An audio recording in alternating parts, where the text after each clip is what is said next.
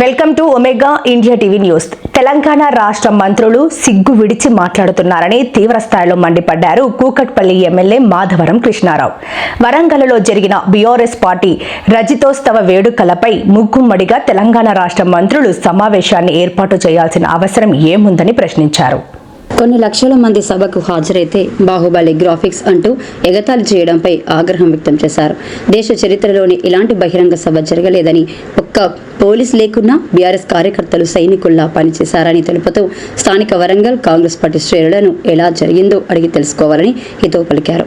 17 నెలల్లోనే కాంగ్రెస్ పార్టీ అంటే ప్రజలకు విరక్తి వచ్చిందని కేసీఆర్ మాట్లాడుతున్న సమయంలో సీఎం అంటూ నినాదాలు చేయడంతోనే మీ పనితీరు అర్థమైందని విమర్శించారు.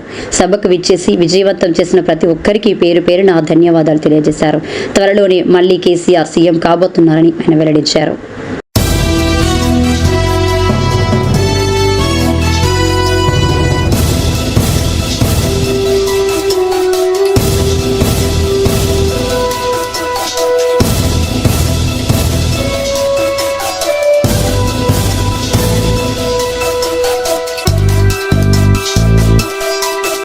జరిగినటువంటి సభను బ్రహ్మాండంగా సక్సెస్ఫుల్ అయ్యేది కాకుండా తెలంగాణ రాష్ట్రంలో ఉన్నటువంటి గ్రామాల నుంచి వాళ్ళ సొంతంగా బండ్ల మీద, మోటార్ సైకిళ్ళ మీద, కార్ల మీద బస్సులు కట్టుకొని అన్ని గ్రామాల నుంచి స్వచ్ఛంగా రైతులు, యువత అయితే విపరీతమైనటువంటి పాల్గొన్నారు.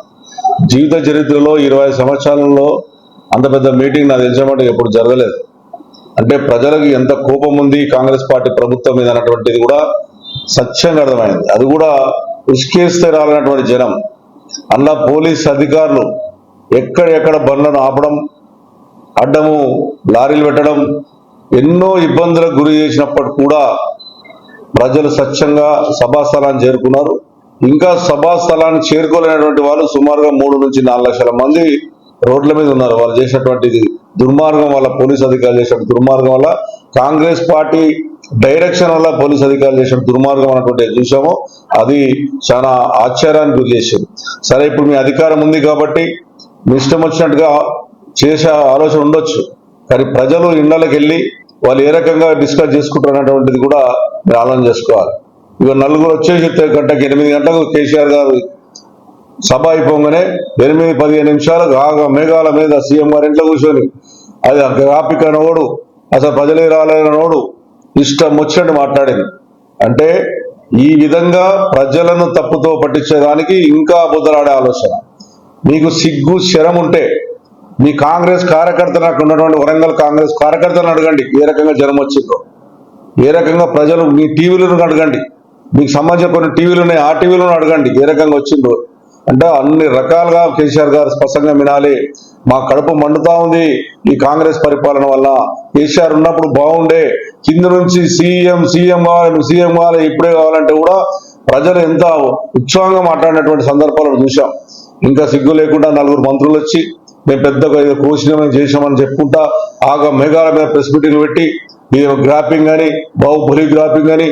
ఒక్కసారి సిగ్గుచరం ఉంటే ఎవడైతే మాట్లాడిన మంత్రి ఒక్కసారి తెలుసుకుని ఆయన పోయాక్కడ. ఇంకా ప్రజలు 1.5 year లోపలనే మీలని రకంగా విమర్శించేంత పెద్ద సభను సక్సెస్ చేశారు ప్రజలు.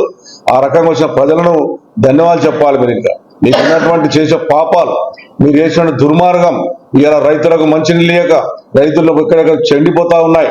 ఈరోజు కళ్యాణ లక్ష్మి బంగారం ఇస్తాను మోసం చేసావు, 2500 రూపాయలు ఈ రోజున మనం మహిళలకు ఇస్తాను మోసం చేసినావు.